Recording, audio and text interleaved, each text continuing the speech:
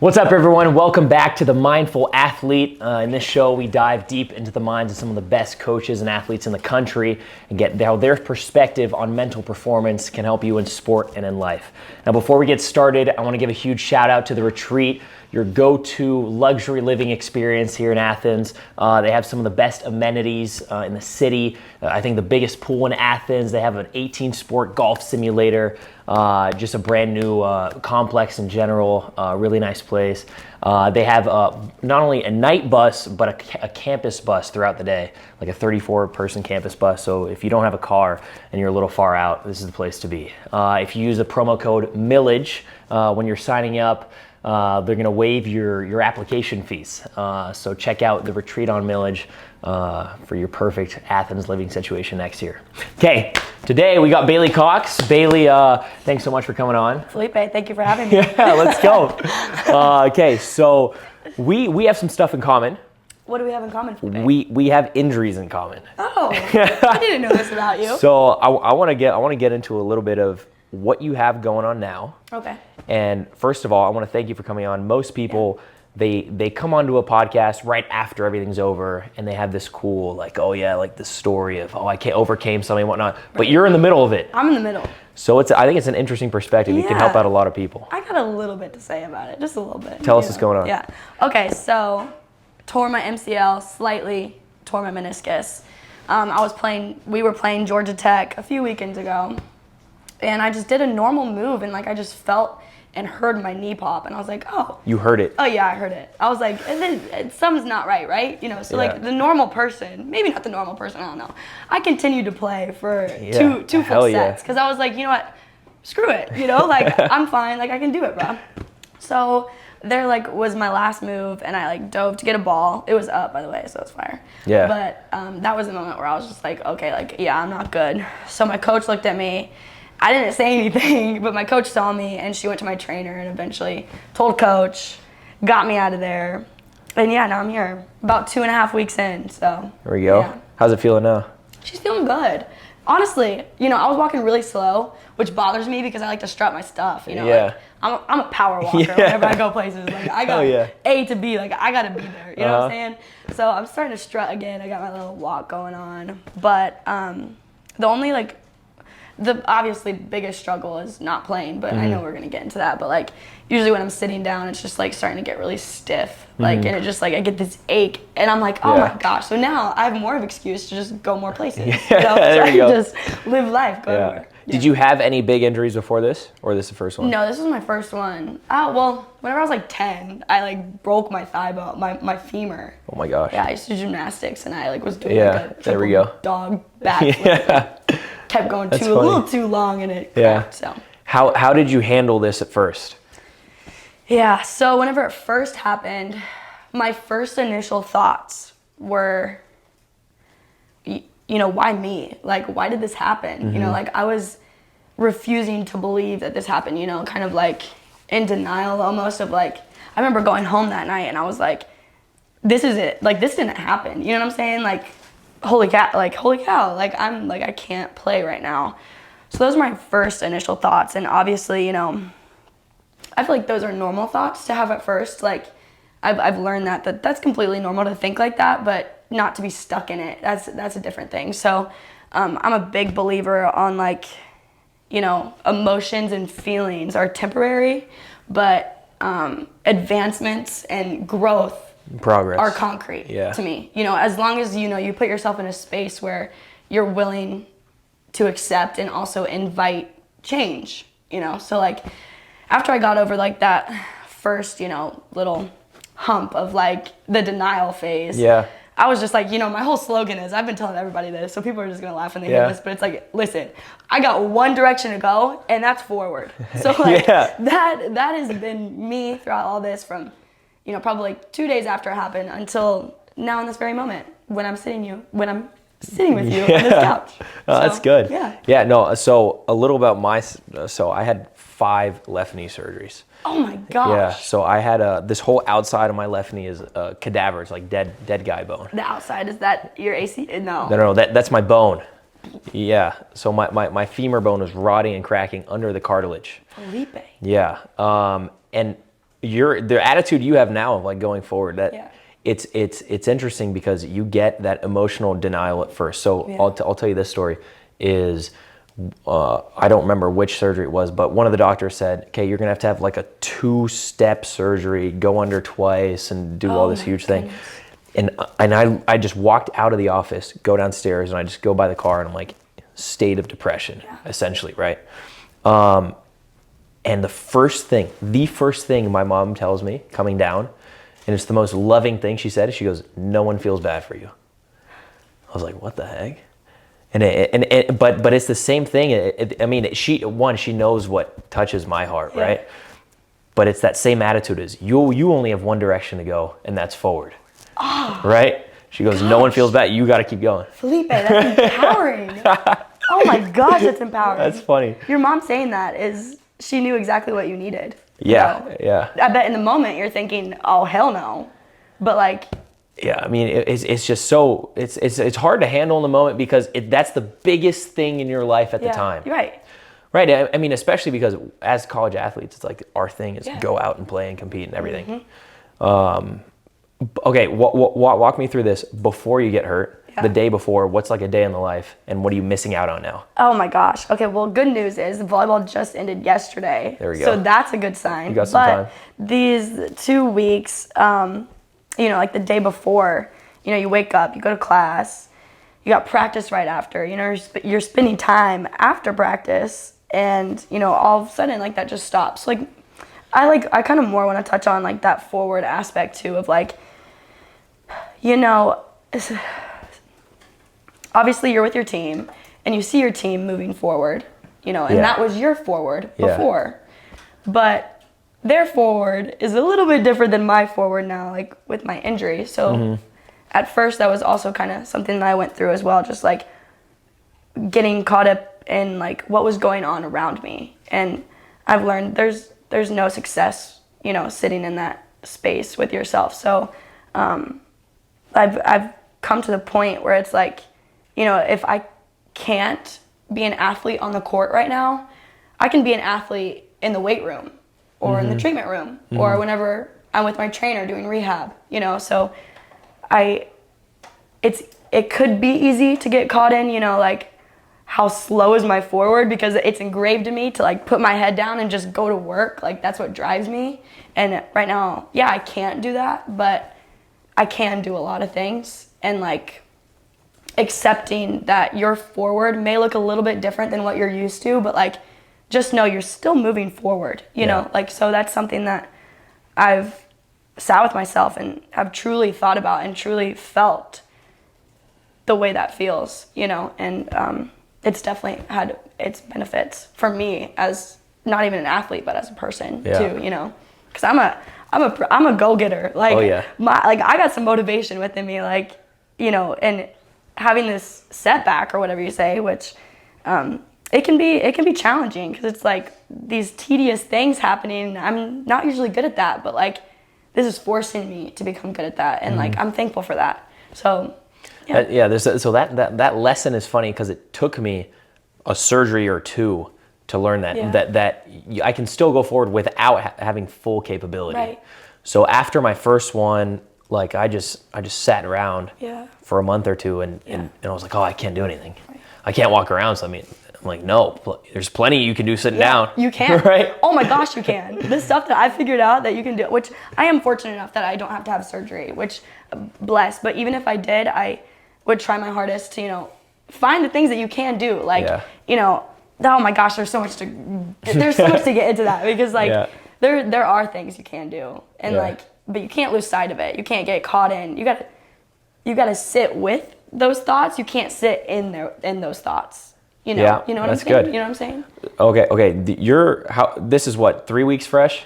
Yeah, I'm like, touching it. But it feels like you've thought about it a lot. I have. I really have. Is this just from you specifically? Do you call parents? Do you speak to players or coaches or something? Yeah, okay. I can share that process a little bit, because I think the process is super important.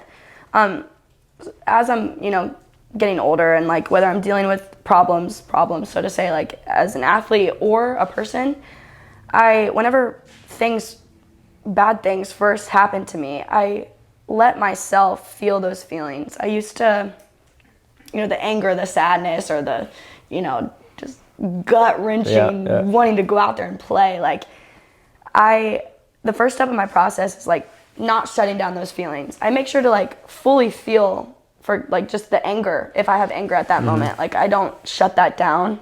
I think it's really good to talk to sports psych and, like, sports performance, but I personally don't do that. I talk with my mom a lot, and I'm also very fortunate enough to have a really close friend of mine that, we just really understand each other, and, like, that communication loop is always open, and, like, that's definitely one thing that I use as my process. But I've definitely learned how to get through it in my mind myself, because, at the end of the day, who do you have? That cliche quote, but it's true, so I do my best to make sure 100% that, what I'm telling myself is good, and where I'm at is good. And if I'm not good, I'm going to get to where I need to be.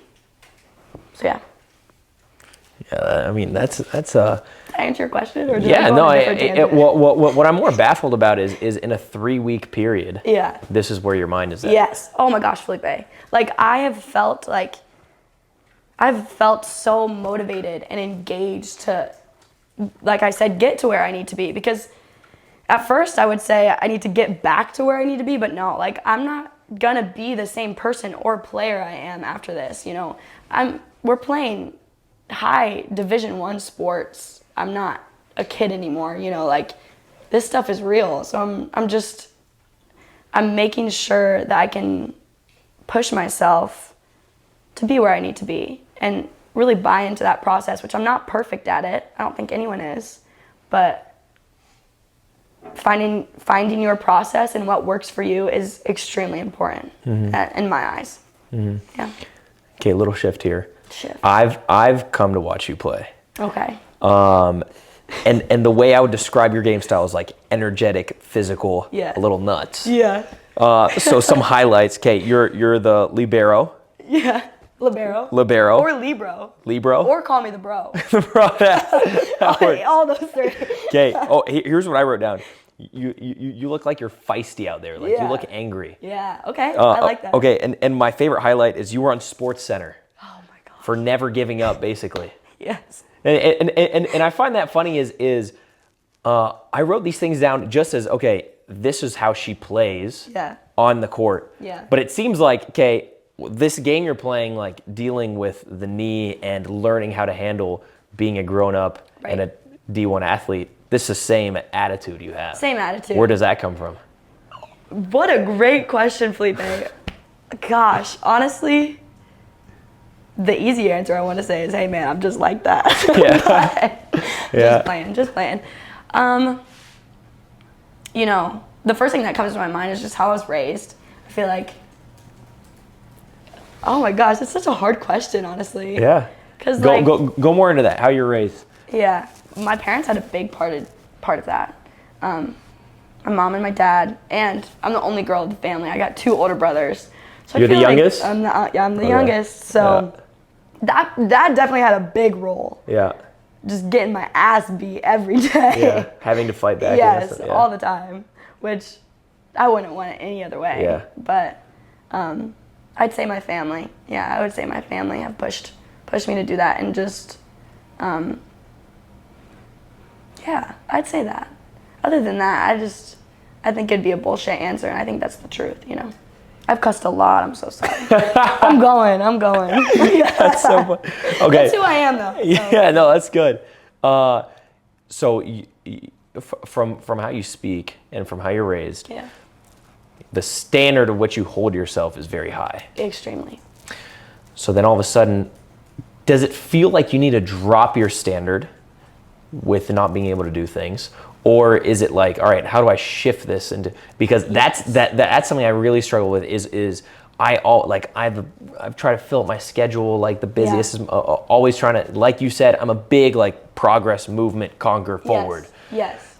And so all of a sudden, one thing I said one time that sits very true with me is all I want to do is work as hard as possible and choose that suffering, but I'm limited in what you should be doing. I hear you. Right? Yes, Does that make sense? I really hear you. I mean, I kind of said that a little bit earlier. It's like, you know, the side of me where I'm healthy and uninjured is strong because I've done it over and over and over again. That's the definition of insanity, over and over and over again, which I love that. And this has forced me to do kind of a 180 and something, especially because we played a few matches where, you know, for the first time in my life, I was sitting on the bench and I knew that I wasn't going to go in, you know, and also sitting in practice every single day, like, it forced me to watch my teammates, what's going on the court, seeing things that I've never seen before, truthfully. The amount of things that I learned, and I'm thankful that I put myself in a space where I could do that and watch while being fully present was huge for me during that, because things are slow and I don't like slow, you know, but I'm forced to love slow. So what I'm hoping and what I'm working for is to bring in that 180 flip of, you know, the slower, tedious work and add that into who I am as a person, you know. No, that makes perfect sense. Yeah, and I've never really had the opportunity to like sit and watch volleyball because that's a sport I play. I love volleyball.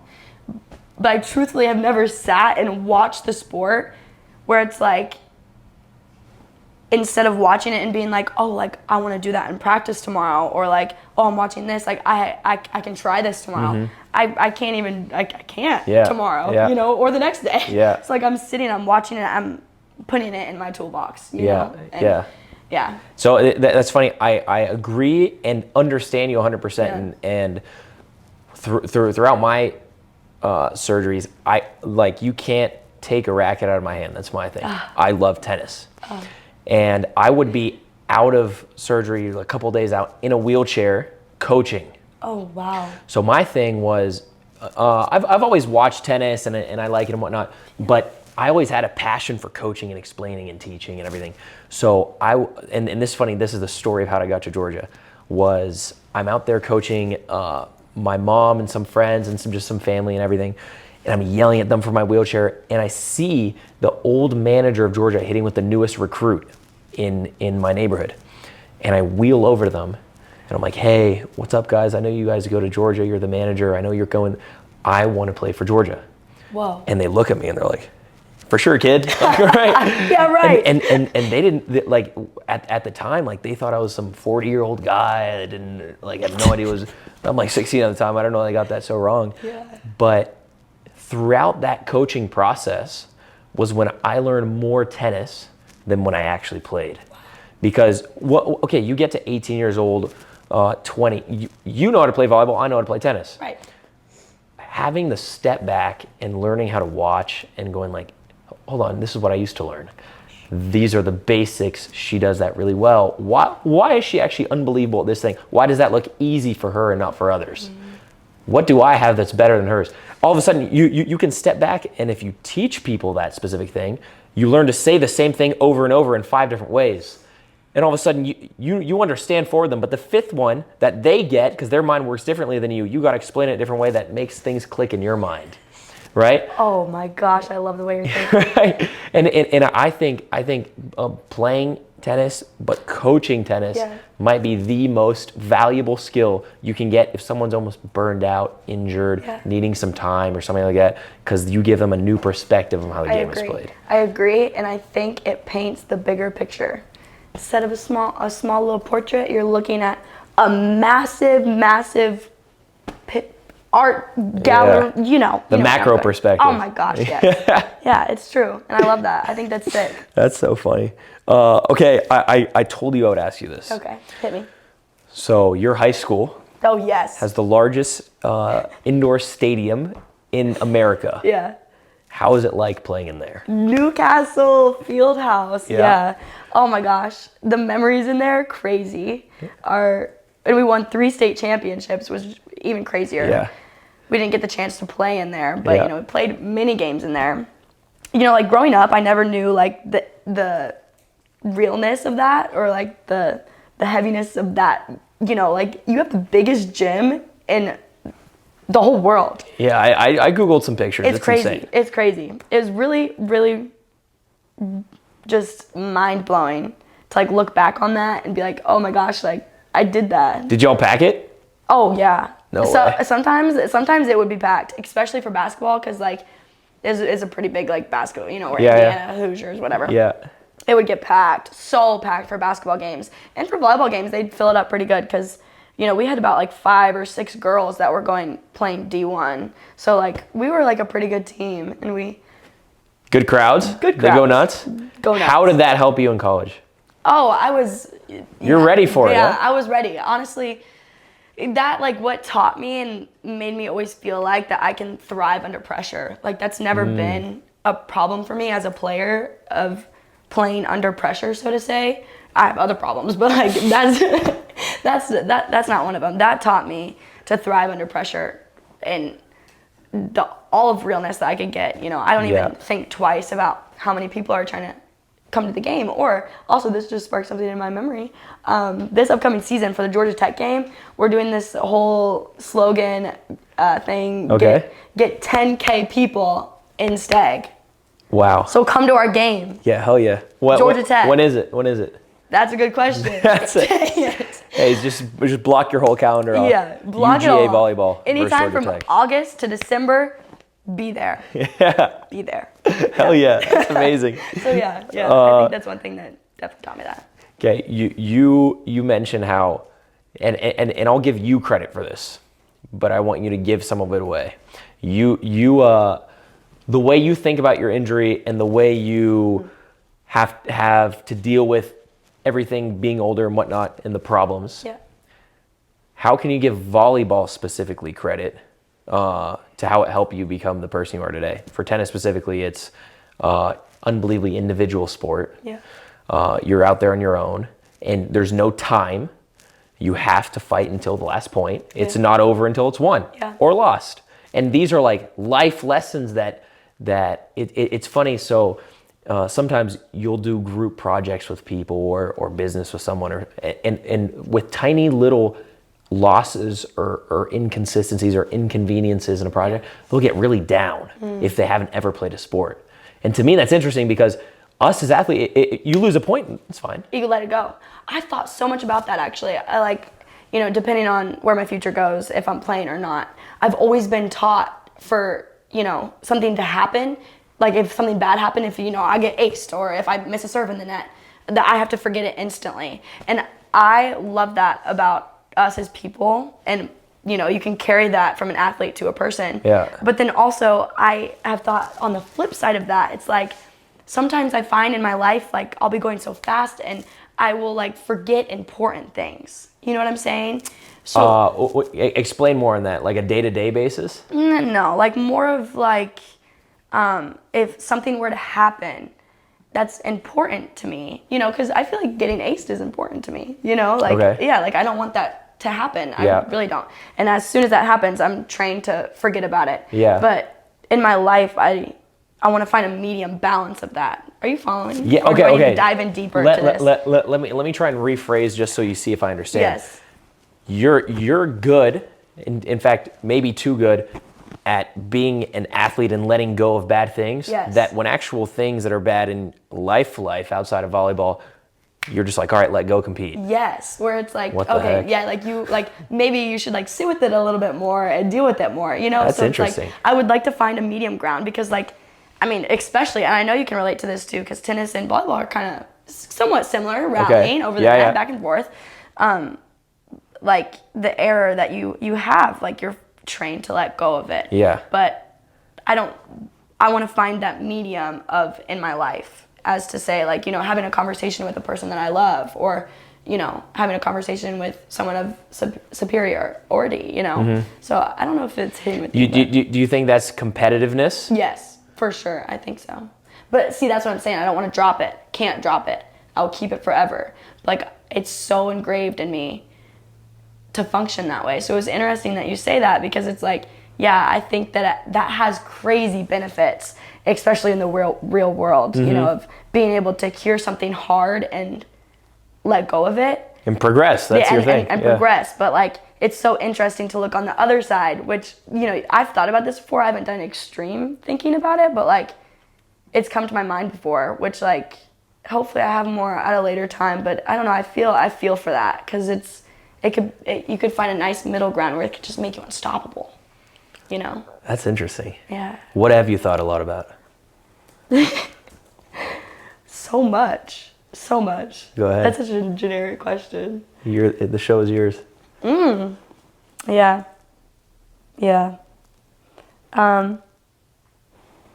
I think it's also something off of that you said. I think it's so interesting, kind of the way life has been working. The only reason so you shared your story about how you started to get into tennis. Yeah. I never was going to play volleyball, ever. And whenever I broke my femur, my thigh bone, I was like on my last week before I was getting out of my cast, and my friend calls me up, Isabel Walker, and sadly I don't talk to her anymore, but I have so much love for that girl. She calls me and she's like, Bailey, I cannot go to these volleyball tryouts alone. Like, will you come with me? And I was like, no.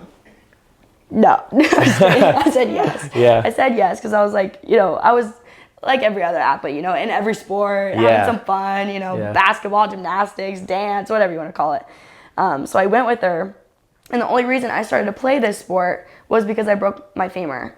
And now I'm coming up on my last year, and with a pretty, you know, injury that you don't want to have, you know. I'm excited to where this has taken me, just because that's how I started and this is how I'm ending. So it's like, what's to come, you know? Yeah. I've thought so much about that, and it's all perspective. It's that bigger picture we were talking about, you know? I've thought about that, and you sparked that within me again, because it's just like, that's fun. You sit and reflect. Yeah, and the circle is... Yeah. Your story is crazy. Your story is crazy. Yeah. And I value that. I like that. Yeah. Okay. Being hurt isn't fun. No. But what's the good that you've gotten from it? Yeah. Okay.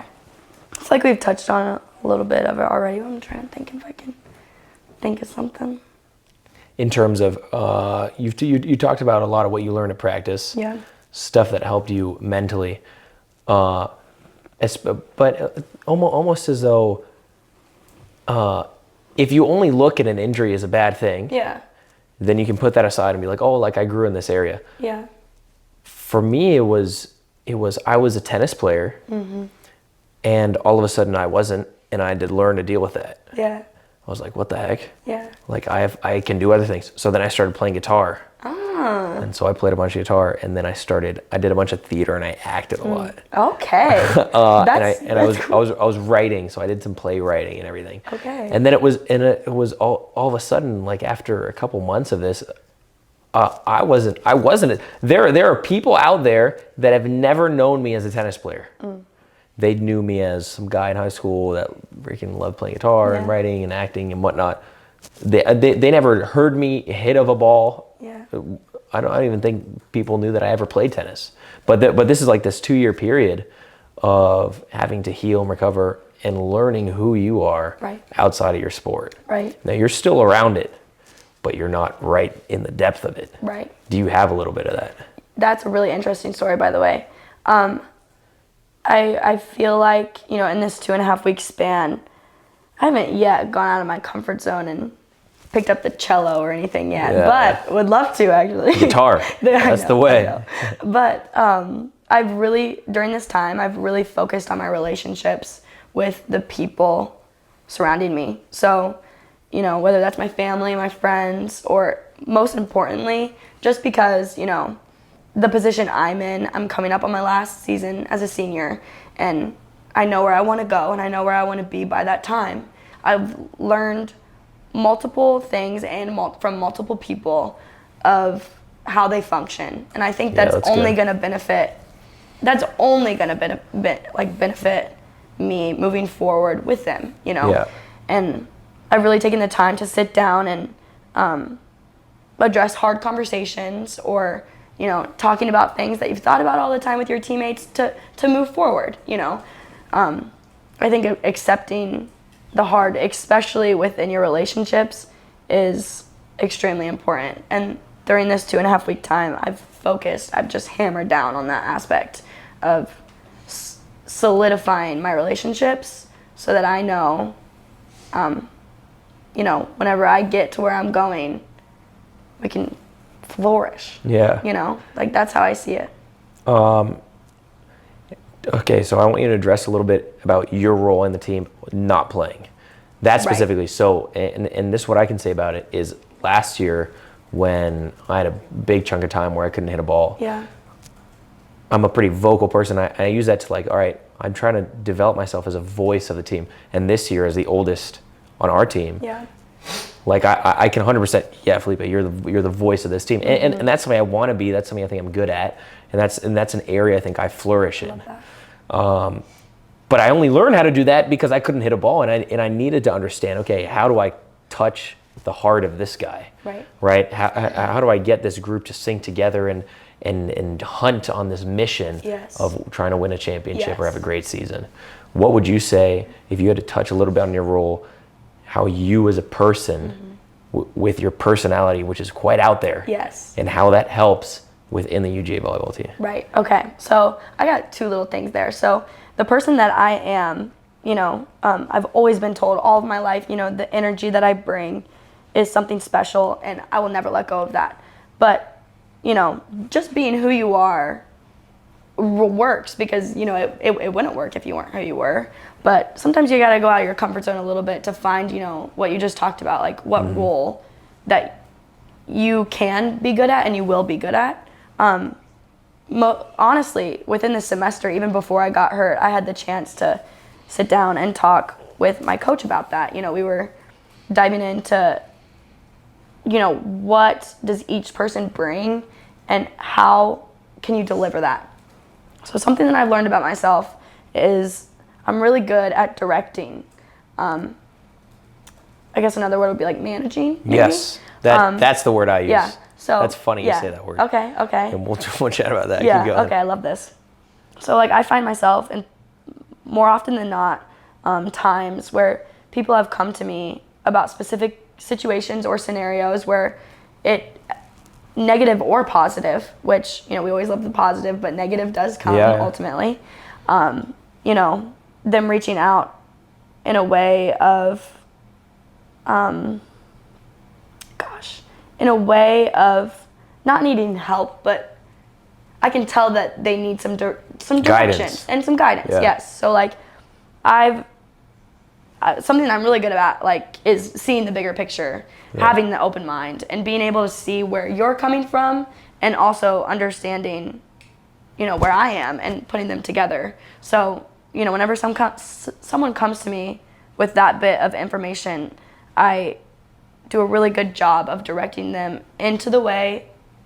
turning them into the direction that they need to go, and then they can walk on their own. Type of thing. So that's something that I'm pretty good at. You're saying a lot of things in different words. A lot of the stuff that I would say is you need to tell people not what they want to hear, but what they need to hear to help them best. Yes. So for example, the way I coach tennis is I'm not here to be your coach. I'm here to teach you to become your own coach, and then you can walk in your own direction. So, and the thing about managing people, and I've been trying to teach a lot of our younger guys on the team a lot of player management. So there's this thing in psychology. The definition of a psychopath is sacrificing short-term gain. Okay. Instead of long-term relationship. Okay. So then a lot of the younger guys will come up and either for a laugh or to try and fit in the team or for respect within an immediate sense, they'll do something quickly for short-term gain, but then harm a longer-term relationship either with a teammate or with a coach or something like that. And that requires managing. Yes. Because that's 100% people are short-sighted. That's the first thing you're going to do. We call that a crutch. That's your crutch. That's the thing. You just ended up playing well because you just played well. You didn't do the process of getting there. You used a crutch. And that's short-term in the sacrifice for a long-term relationship. But the managing aspect is huge. And it's funny how you say it's like you turn them and allow them to walk. Because when people think it's their idea, they're like, wow, I'm a genius. Yes. But you have a thing where it's like, all right, I understand you know, I could have been, and you give them all the credit, Yes. but a little bit of the motivation. Oh, yes. Right, for them to do something. The satisfaction of just like watching that, you know, the outside person or the person that whoever comes to you, seeing them ask those questions and, you know, not ask for help. I don't think that's the right term, but just like opening the door of that conversation. Yeah. And then, you know, when it comes to that point where they come back to you, or they may not come back to you, or just seeing the way that they dealt with that exact problem that they came to you about, Yeah. the satisfaction is unreal. Yeah. And that is something, that is an unsaid thing, where it's like, you both know, you know, that you helped each other get there in a way that's one of the unsaid rules of life for me, you know, and it's awesome. It makes my heart feel good. If you're in my seat and you have the opportunity to talk to yourself right now, what would you tell yourself in terms of advice to get yourself through this specific moment? Oh my gosh. That is also a really great question, Felipe. And think about it this way before you answer. There's a famous quote, and it says, "What you most want to find will be found where you least want to look."